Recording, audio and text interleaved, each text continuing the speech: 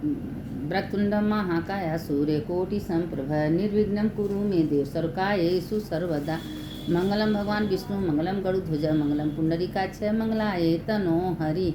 देखिए, आज हम शिव पुराण की जुड़ी हुई कथा डाल रहे हैं, आप लोग उसको प्रेम से सुनिए कि शिव जी देखिए अपने भक्तों को किस रूप में साथ देते हैं। इसीलिए कहते हैं श्रद्धा, विश्वास, सबसे बड़ा हमको प्रभु के ऊपर विश्वास होना चाहिए।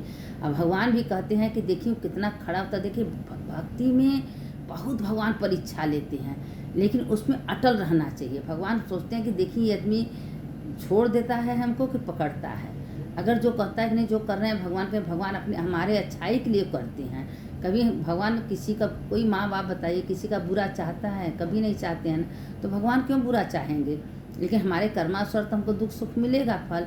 तो इसीलिए भगवान हमेशा अच्छाई का साथ देते हैं। तो कैलाश पर बैठे बैठे सबको हम लोग सोचते हैं कोई देखता नहीं, कोई गलत काम अगर करते हैं, कोई गंगा जी है, गुमती है, कहीं तीर्थ करने जाता है तो गंदा काम कर देता है, कोई कपड़ा फेंक देगा, तो कोई कभी कभी ऐसा होता है कि जिसको अनाड़ी है समझ में नहीं आता, कभी कोई बाथरूम कर देता, लेकिन नहीं सोचता है कि तुम, कोई दुनिया नहीं उसको देख रहा है, लेकिन भगवान आपके अंदर जो बैठे हैं आत्मा में, वो तो देख रहे हैं ना कि क्या सही है क्या गलत है।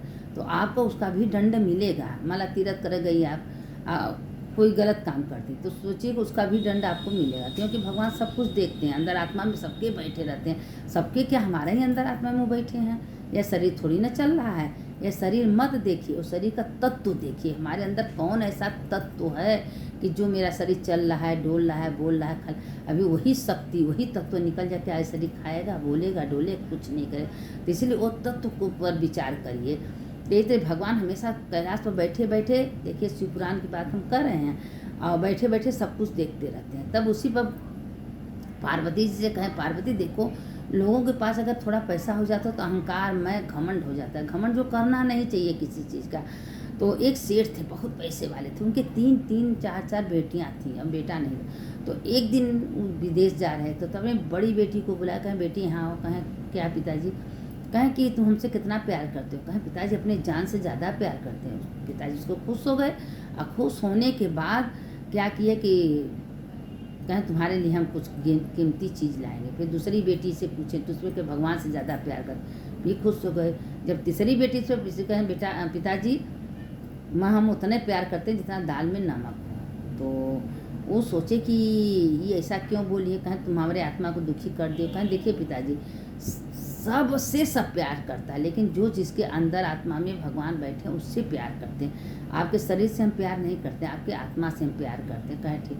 अब सबको तो हीरा मोती लिया के दिया, लेकिन जो छोटी बेटी थी उसको कटार दिया। क्या तुम यही जोगत है? कोई बनाए, कोई बात नहीं पिताजी, बस आप अच्छे से रहिए। अब एक दिन पूरा भंडारा का खाना बना, सब कुछ बना, और उसमें नमक नहीं बना। सब कहने लगा खाना में स्वाद नहीं, खाना में स्वाद नहीं है। तो गई लिया के नमक डालते थे, स्वाद बन गया, सब तारीफ करने लगी। तो कहें पिताजी बताइए कि किस चीज़ से स्वाद आया? नमक से। तो नमक का मामूली बात नहीं है, पूरा भंडारा बनाइए, अगर नमक नहीं है तो समझ जाए कि उसमें स्वाद है। तो उसी दिन एक राजकुमार घूम के आ रहे थे, तीनों लड़कियों को देखे, और सबसे पहले छोटी वाली को पसंद करें। छोटी वाली को कहें सेठ हम तुम्हारे छोटी वाली लड़की से हम अपने बेटे का शादी करें। कहें अरे हमारी 2 बेटियां भी कुंवारी बेटी, हम छोटी कैसे कर दें?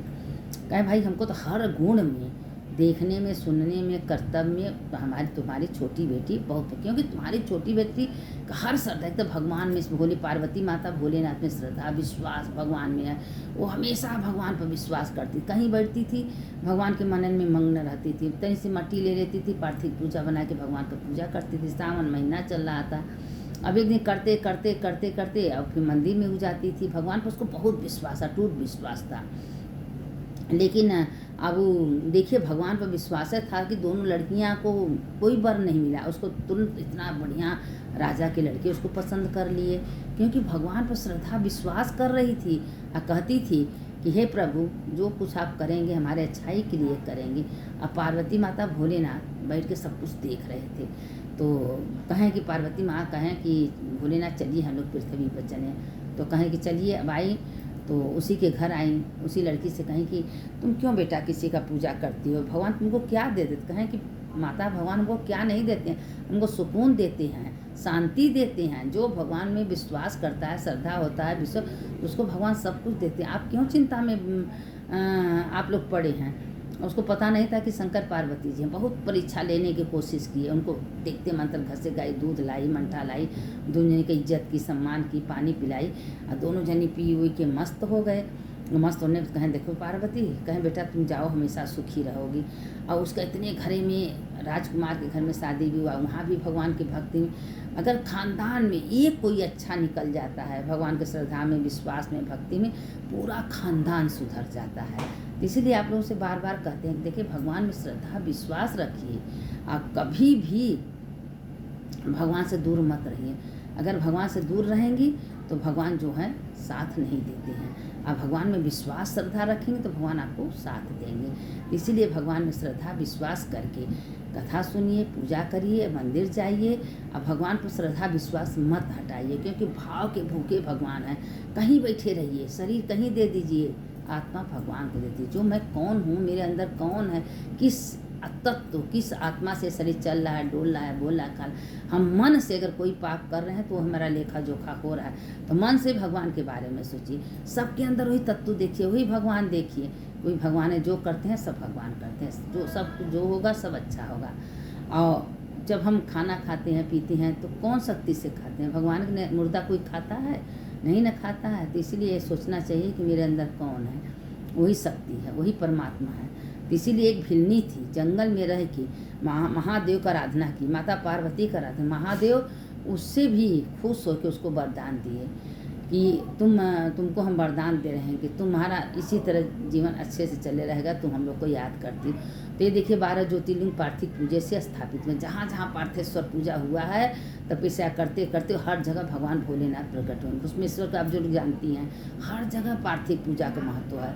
देखिए भगवान, पता ना पार्थिव पूजा में क्या ऐसा शक्ति है, उसमें पूजा करने से 33 कोटि देवी देवता उसमें आ जाते हैं। और कहते हैं जो पार्थिव पूजा रोज करता है उसको तो हम कभी छोड़ते हैं, उनके हृदय में हम विराजमान हो जाते हैं। इसीलिए कहते हैं कि धर्म के साथ पकड़िए, धर्म कभी मत छोड़िए। आप कथा सुनिए, सत्संग करिए, भगवान का भजन कीर्तन करिए, अब मन से किसी का बुरा मत सोचिए, बुरा मत चाहिए, क्योंकि हम लोग को मुक्त होना, हम लोग यहाँ घूमने विचरने आए हैं, रहने नहीं आए हैं। ये सब किराए का घर, किराए का शरीर, किराए का सामान, शरीर भी आपन नहीं है। बस ये सोचना चाहिए कि सब भगवान का है। हे भगवान, आपका करोड़ बार धन्यवाद, आपने खिलाया, आपने पिलाया, आपने पहिनों को दिए, खाने को दिए। भगवान का आराधना करिए, भगवान आपको पूरा करेंगे। सुनने वाले की जय, सुनाने वाले की जय। शंकर शंकर हर हर शंकर शंकर शंकर, जय जय शंकर। मंगल भवने मंगलहारी, उमा चपते त्रिपुरारी, हर हर महादेव शंभो काशी विश्वनाथ, गंगे माता पार्वती संगे। जो कथा को सुनता है उसका भी जय होता है, जो सुनाता है उसका भी जय होता है।